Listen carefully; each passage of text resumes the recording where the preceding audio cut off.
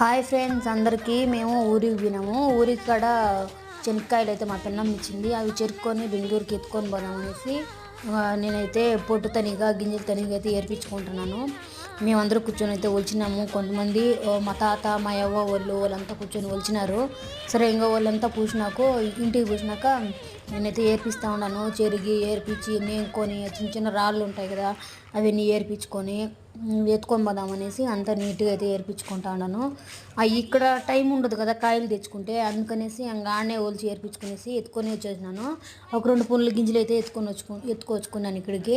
ఇంకా కొన్ని కాయలు కూడా ఉన్నాయి ఊర్లోనే, మళ్ళీ ఎప్పుడన్నా పోయినప్పుడు కాయలు తెచ్చుకుంటాము. అంటే మేమైతే ఇప్పుడు 1.5 సంవత్సరం అయిపోయింది ఊరికి పోయి.